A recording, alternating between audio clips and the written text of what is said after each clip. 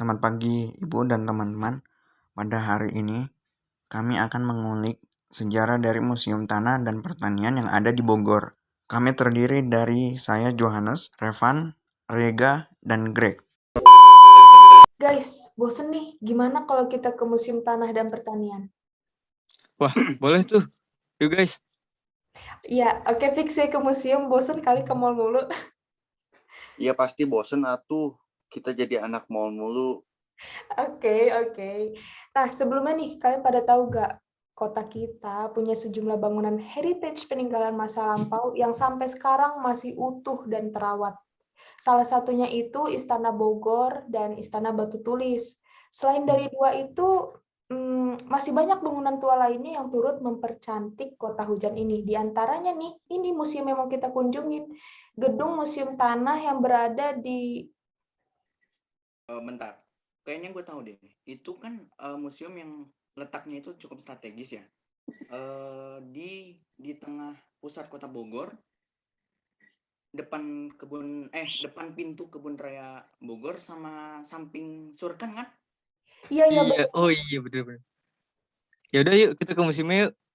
Oke. Oh iya, tadi gue sempat baca di depan. Kalau Museum Pertanian ini tuh udah diresmiin sama Kementerian Pertanian pada 22 April 2019 lalu. Resmiannya juga ngelengkapin Museum Tanah yang udah dibuka duluan buat masyarakat umum. Terus jadi guys, museum ini tuh depan belakang. Yang pertama di bagian depan itu Museum Tanah. Di bagian belakang itu Museum Pertanian. Dan kalau misalkan disangkut pautin sama infonya Gigi tadi, mereka fix jadi satu museum. Ya itu yang gue maksud tadi, Re. Oh, oke. Wah, keren kali. Oh iya, keren. Wah sih. Gak heran bangunan ini kerap dijadiin objek foto pengunjung ya. Oh ya, gedung museum ini merupakan museum yang terbaik se-Asia tahu. Kalian penasaran gak fakta menarik di baliknya? Kalau gue tebak, lu bakal bilang Museum Tanah itu nyimpan beberapa jenis batu dan tanah yang berasal dari seluruh Indonesia, bukan, Ri? Kalau gue sih nggak begitu paham ya tentang pertanian. Tanah udah mahal sekarang soalnya. Exactly, GG. Alasannya ternyata sesederhana itu, Bun. Tanah itu kalau kata Insinyur Kusumo Nugroho MS, peneliti Tanah Bali Bangtan Kementerian Pertanian, katanya punya 12 ordo.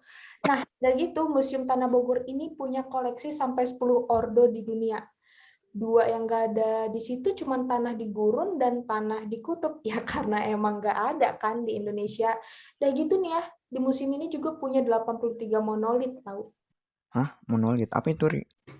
Jadi monolit itu semacam sampel tanah gitu guys, yang diambil sedalam 1,5 meter dari permukaan tanah sampai ke bagian dalam. Jadi penampakan lapisan tanahnya itu bisa kelihatan banget lewat monolit. Terus ya sebetulnya mah bukan cuma 83 koleksi aja sih, masih ada beberapa yang belum bisa dipasang karena prosesnya butuh waktu yang cukup panjang. Terungkap juga kok kalau biaya untuk membuat satu cetakan monolit itu mahal banget guys. Koordinator pelaksana Museum Tanah Bogor, yaitu Bapak Bambang Winarko, juga bilang kalau satu monolit itu kira-kira butuh biaya 20 jutaan. Kurang lebih segitu ya guys. Gile-gile pembicaraan kita menarik banget dah. Gue jadi tertarik juga nih ngasih tahu sedikit sejarah tentang museum ini ke kalian. Giliran gue yang cerita ya. Oke. So, awalnya gedung Museum Tanah itu punya nama Laboratorium for Agrogeology and Ground Onderzoek yang dibangun pada periode tahun 1880 sampai 1900-an sebagai salah satu lembaga penelitian di bawah Kebun Raya Bogor dan digunakan untuk laboratorium geologi. Museum ini selanjutnya dijadikan lembaga penyelidikan tanah tepatnya di tahun 1914. Jadi nama gedung pun diubah menjadi laboratorium untuk geologi pertanian dan penyelidikan tanah.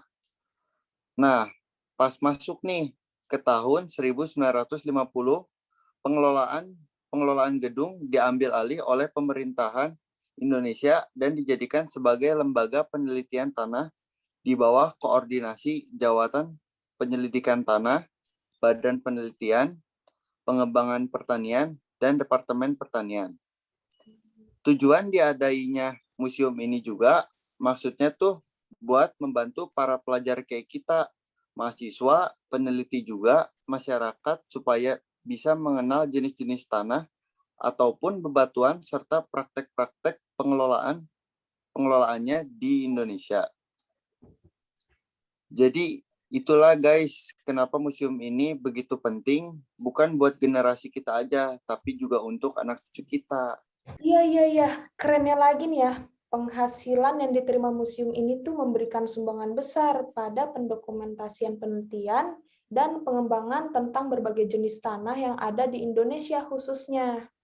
Wah, udah fix ini. Habis COVID langsung ke sana dah. Ajak keluarga, ajak pacar.